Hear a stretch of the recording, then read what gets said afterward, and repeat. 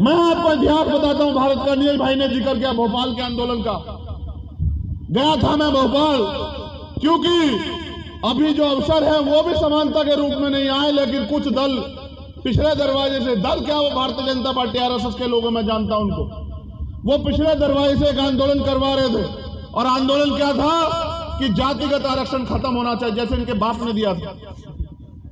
ये ऐसे बता रहे हैं खत्म होना चाहिए जैसे इनके बाप दादा ने भीख में कुछ दे दिया हो। ये हमारी हिस्सेदारी है, हमारा बल देखो कि हमने मार खाई, हमने अन्याय कहा, हमने जुल्म जाते सही, हमने तमाम अधिकार विहीन होकर भी अपने देश को संजो के रखा। हमने इस देश से कभी जो है बगावत नहीं की। तब मैंने सोचा कि ये ऐसे नहीं मानेंगे। मैंने अपने लोगों से कहा कि इसका जवाब पत्थर से देना पड़ेगा, इनके आंदोलन से बड़ा आंदोलन करना पड़ेगा। 12 फरवरी को आना मेरे दोस्तों भोपाल। हम इस सरकार को बताएंगे कि ये जो पिछले पर्दे के पीछे जो खेल कर रही है इसका जवाब हम देंगे। और 12 फरवरी को जो सैलाब आया तो मुख्यमंत्री को पसीने भी पता नहीं कहां से आए। मुख्यमंत्री अगले दिन जो मांगे हमने उठाई 31, उन पे घोषणा करने लगे। लेकिन सबसे जरूरी मांग ये है कि जातिगत जनगणना होनी चाहिए, क्योंकि जब जातिगत जनगणना होगी तो पोल खुलेगी कि किस जाति के सुप्रीम कोर्ट में कितने जज हैं, किस जाति के हाई कोर्ट में कितने जज हैं, किस जाति के यूनिवर्सिटी के चांसलर हैं, किस जाति के उत्तर प्रदेश में कितने थानाध्यक्ष, कितने सीओ पोस्टिंग पे हैं, कितने आईएएस आईपीएस पोस्टिंग पे है। इन सारी बातों की, और देश में भी जो सरकारों में है उनकी सबकी पोल खुलेगी। किसकी जाति के कितने केंद्रीय सचिव हैं, किस जाति के राज्य सचिव हैं, ये सारी पोल तब खुलेगी। कौन इस देश में भ्रष्ट व्यवस्था बना रहा है? हमारे लोग तो सचिवालयों में अगर हैं भी तो उन पदों पे बिठा रखे हैं कि वो बेचारे कलम भी नहीं चला सकते, फाइलें उठाने पे लगे हुए कर्मचारी हमारे दलित पिछड़े आदिवासी समाज के माइनॉरिटी के जो कर्मचारी हैं, इनके लोग बैठे हुए बड़े पैमाने जिनकी सरकार है। अभी मैं गया गोरखपुर, नीरज भाई, मैंने डाटा मंगाया, 30 से ज्यादा शायद थाने हैं वहां, और 28 से ज्यादा 2 जातियों के थानाध्यक्ष, 28 से ज्यादा। और जातिवाद हम कर रहे हैं, और हमारे लोग धर्म के नाम पे उनको वोट दे रहे हैं। बाद में कह रहे हैं साहब ये हमें जूते मार रहे हैं। भाई जब आप उनको वोट दोगे तो वो आपको जूते नहीं मारेंगे क्या? बताओ। ये हालत है। मैं आपका गौर करना चाहता हूं इस बात पे। सबसे ज्यादा शोषण हम पे तब होता था जब इस देश में संविधान नहीं था, और उस समय के जो हमारे लड़ाका महापुरुष थे उन लोगों ने उस शोषण के खिलाफ आवाज उठाई और संकल्प लिया और ठान के इस लड़ाई को लड़ा। और देखो आज हमारे पास अवसर है, आज हम कुर्सियों में बैठे हैं, आज हम वोट देते हैं, आज हम हवाई जहाज में घूमते हैं, आज हम बस में जाते हैं, ट्रेन में जाते हैं, अपनी गाड़ियों से घूम रहे हैं, आज हमारा मन सजा है। ये सब हुआ संकल्प के कारण। लेकिन क्या उसके बाद हम लोग संकल्प लेने की स्थिति में नहीं है? आज का जो नौजवान इस अपमान को महसूस करता है, उस अपमान को दूर करने के लिए वो क्या तैयारी कर रहा है? अगर तैयारी करनी है तो ये करो कि किस तरह से इस देश की राज व्यवस्था पे हमारे लोग काबिज हों, क्योंकि जिनका राज होता है उनकी बहन बेटियों के साथ कोई अत्याचार नहीं करता। जिनका राज होता है वो किसी से कुछ नहीं मांगते। जिनका राज होता है उनको अन्याय, अत्याचार, अपमान नहीं सहना पड़ता। आज भी देश में जातिवाद है, उसका आलम यह है कि आज भी घोड़ी पे चढ़ने पे, मूछें रखने पे, पानी पीने पे, तमाम तरह की सुविधा अर्जित करने पे आज भी अपमान होता है। आज भी हालात वहीं के वहीं हैं। तो बताओ इस देश में मानसिक रूप से क्या बदला है 75 सालों में? मैं अभी गया दोबारा से, हमारा एक साथी किशन लाल यादव बागरी, 12 तारीख के आंदोलन में उनकी जान चली गई। मैं उनके घर गया। मैं अपने लोगों से कहना चाहता हूं, देश को आजाद हुए 75 साल से ज्यादा हो चुके हैं, देश में लोकतंत्र आए 70 साल से ज्यादा हो चुके हैं। जब मैं उनके घर गया तो मैंने देखा कि उनका घर कच्चा, उनका घर कच्चा है, मुझसे नहीं रहा गया। मैंने अपने साथियों को कहा कि जब तक इस प्रदेश में सबके घर पक्के नहीं हो जाते हम लोग चैन से नहीं बैठेंगे। इस आंदोलन की शुरुआत हमने संत गाडगिल जी महाराज जी की जयंती पे कल की है। हमने अपने साथियों से कहा, जो आप जैसे साथी वहां काम करते हैं, हमने उनसे कहा कि 1 महीने में हर गांव का डाटा तैयार करो, और जितने कच्चे मकान हैं उन सबको कहो कि हमारा वादा है कि बिना सरकार के जबड़े से छीन के हम आपके पक्के मकान बनवा के दिखाएंगे। ये हमारा वादा। इसके लिए हमने तय किया कि जैसे हम पे डांटा जाएगा, हम जिले वाइज सम्मेलन करके सरकार को अल्टीमेटम देंगे, और अगर नहीं मानी सरकार, नहीं सुना सरकार ने, तो फिर भोपाल का घेराव करके मुख्यमंत्री को बताने का काम करेंगे कि हम जिंदा कौम, हम यहां इंतजार नहीं करेंगे। हमने सदियों इंतजार किया कि हमारी जिंदगी में जो परेशानियां उनके हल के लिए कोई कुछ करे, लेकिन किसी ने नहीं किया। आज भी आपकी लड़ाई आपको खुद लड़नी पड़ेगी। मैं यहां आया, अपनी बात रखी, चला जाऊं और आप अपने घर में पढ़ के सो जाओ, इससे आंदोलन कामयाब नहीं होगा। अगर आप कामयाब करना चाहते हैं तो जो जाति व्यवस्था उन्होंने बना के हमें बांटने का काम किया, उस जाति व्यवस्था से बाहर निकल के भाईचारा बनाने का काम करो, तब जाके परिवर्तन होगा इस देश में। उन्होंने हमें बांटा अपने मकसद के लिए, अपने फायदे के लिए। हम लोग एकजुट नहीं है और एकजुट होने का प्रयास भी नहीं करी है, हमारी नालायकी। जब हम इतने बढ़िया भाषण देने लगे, इतना आप समझदार हो गए, डॉक्टर, इंजीनियर, IAS, IPS बनने लगे हैं, तो हम ये क्यों नहीं समझ पा रहे कि एक ही प्रक्रिया से पैदा होने वाले बच्चे की जाति अलग अलग कैसे हो सकती है। इंसान की एक ही जाति है, वो इंसान है, उसका धर्म एक ही है, वो इंसानियत है। और भारत में अगर सबसे बड़ा ग्रंथ कोई है जो मानव को समान अवसर, सम्मान, स्वाभिमान का जीवन देता है, तो बाबा साहब अम्बेडकर द्वारा लिखित इस आजाद भारत का संविधान है, जो इंसान को इंसान की पहचान देता। तो मैं आपसे कहने आया कि हम एक प्रयास कर रहे हैं संयुक्त रूप से कि दलित, पिछड़े, आदिवासी और माइनॉरिटी के लोगों में भाईचारा बने। इस भाईचारे की जो भी कीमत चुकानी पड़े उसके लिए हम लोग तैयार हैं। लेकिन मैं आपसे भी कहता हूं, जो नीचे काम कर रहे हैं हमसे साथी हमारे, कि वो भी जमीन पे इस भाईचारे को बनाने का काम करें, क्योंकि जब तक इस देश में भाईचारा नहीं बनेगा तब तक आपके अंदर बल पैदा नहीं होगा। जब तक बल पैदा नहीं होगा तब तक आपकी समस्याओं का हल नहीं होगा। इस देश में आपके पास दो रास्ते हैं, क्या तो हाथ फैलाओ या फिर हाथ ताकतवर इकट्ठा मुट्ठी बनाओ और अपने अधिकार ले लो। आपको फैसला करना है आपको क्या करना है। ये मैं एकता बनाने के लिए प्रयास करूंगा, मैं और मेरे साथी ये हमारी एकता को तोड़ने के लिए काम करेंगे। आपके जमीन पे आप लोग नीचे रहते हैं, गाँव में, कस्बों में, गलियों में, आपकी जिम्मेदारी है कि वो एकता टूटनी नहीं चाहिए।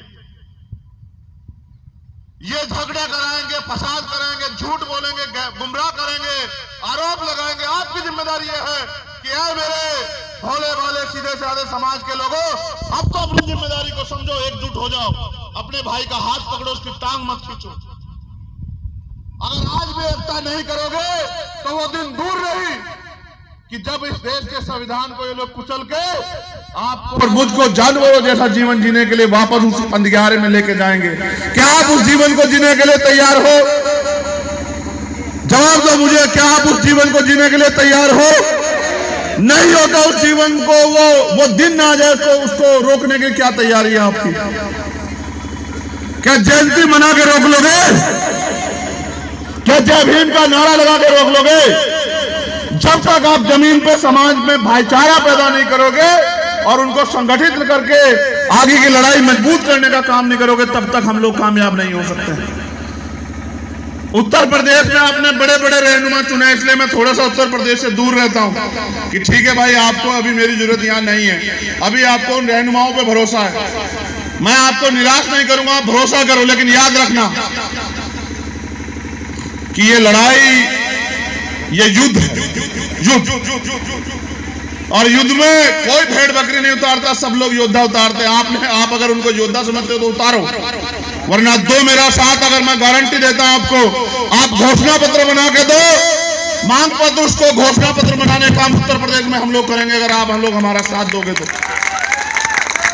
जिन समस्याओं के लिए आप उम्मीद करते हो सरकार करेगी, मैं आपसे वादा करता हूं, आप मांग पत्र बना के दो, पहले ही दिन उसको घोषणा पत्र में लागू करके और आपके अधिकार सुरक्षित करके आपको अगर गौरव का जीवन यहां नहीं दिया, क्योंकि ये भारत, जिन लोगों ने इतिहास लिखा उन्होंने तो पता नहीं किस का देश बताया, लेकिन ये सम्राट चंद्रगुप्त मौर्य का देश है, ये सम्राट अशोक का देश है, ये बुद्ध, कबीर, नानक, रैदास का देश है, ये घासीदास का देश है, ये फूले साहब अम्बेडकर का देश है, ये संत गाडगे जी महाराज नारायण गुरु का देश है, ये पेरियार का देश है, ये बिरसा का देश है। और उनका इतिहास आप पढ़ो, वो हमारे पूर्वज हैं। मैं सम्राट अशोक का वंशज होने के नाते ये वादा करता हूं कि मेरी भी और आपकी जिम्मेदारी है कि जब तक दोबारा से भारत सम्राट अशोक के सपनों का भारत नहीं बन जाए, तब तक हमें रुकना नहीं चाहिए। साथियों, इतिहास याद करेगा, हर व्यक्ति का हर संघर्ष का इतिहास लिखा गया, इस संघर्ष का भी इतिहास लिखा जाएगा। सवाल मुझ पे भी होगा, आप पे भी होगा, और सवाल ये पूछा जाएगा कि जब इस देश को बांटने, खत्म करने, इस देश के वंचितों के अधिकारों को छीनने काम वहां की सरकारें कर रही थी, तो उस समय ये समाज के जो जागरूक लोग थे वो क्या कर रहे थे? अगर पैसा और परिवारवादी पैमाना है तो फिर मेरे जैसे लोगों की जरूरत नहीं है आपको। अगर संघर्ष पैमाना है तो बताओ कि अगर एक भी आंदोलन लड़ाई में मैंने आपको निराश किया हो तो बताओ। 69,000 शिक्षक भर्ती का मामला था, 4 दिन नीरज भाई गवाह हैं, RS पटेल जी गवाह, 4 दिन में वही जमीन पे उन संघर्ष को करता रहा और हमने मजबूर किया मुख्यमंत्री को गलती मानने के लिए कि आरक्षण में घोटाला हुआ। घोटाला 20,000 पदों का हुआ था, 20,000 दलित पिछड़ों के घरों में नौकरी जाती। फिर मुख्यमंत्री ने कहा 6,6800 करीब है, लेकिन वो 6800 भी नहीं दिए। न्याय यह है कि वो 6800 नियुक्ति देते मुख्यमंत्री, और जिस शिक्षा मंत्री ने भ्रष्टाचार किया था उसमें 420 का मुकदमा लिख के उसको जेल भेजते। वो मंत्री ऐश कर रहा है और वो 20,000 बच्चे खून के आंसू रो रहे हैं। और जब मांगने गए इनके कार्यालयों पे तो मेरी बहनों पर लाठी चलाने का काम ये सरकार करती है। इस सरकार का हिसाब किताब सारा रखा है हम लोगों ने। जिस दिन हम लोगों के हाथ में ताकत होगी, इस सरकार के लोगों का पूरा हिसाब किताब करेंगे, मेरा वादा आप लोगों से। अगर नहीं आपके हाथ में ताकत होगी तो ये होगा कि अधिकार आपके और मिलेंगे उनको, छिन जाएंगे अधिकार जो आज हो रहा है जागरूक लोग के होते। ये कहने के लिए मैं बाराबंकी आया हूं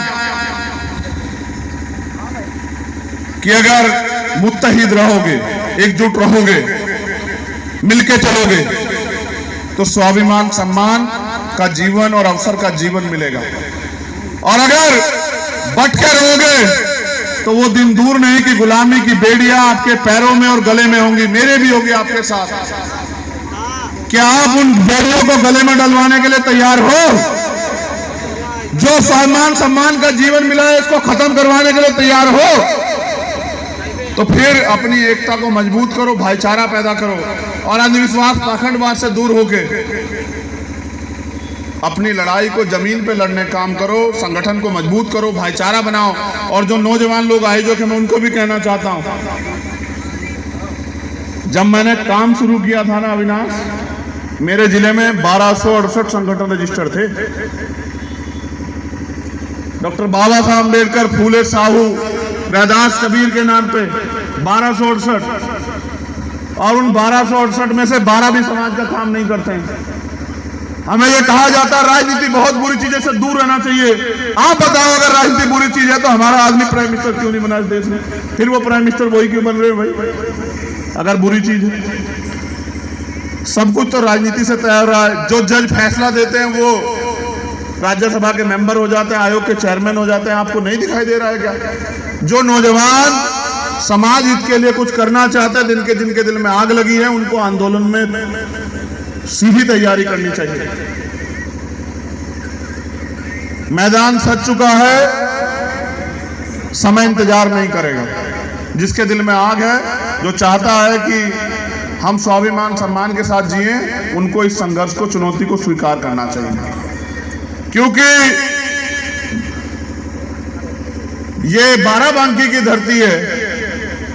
यहां मेरे जैसे प्राइमरी स्कूल के हेडमास्टर के बेटे को भी सम्मान मिलता है, तो मुझे ऐसी उम्मीद है कि यहां संघर्ष करने वाले लोगों को भी आप लोग सम्मान दोगे।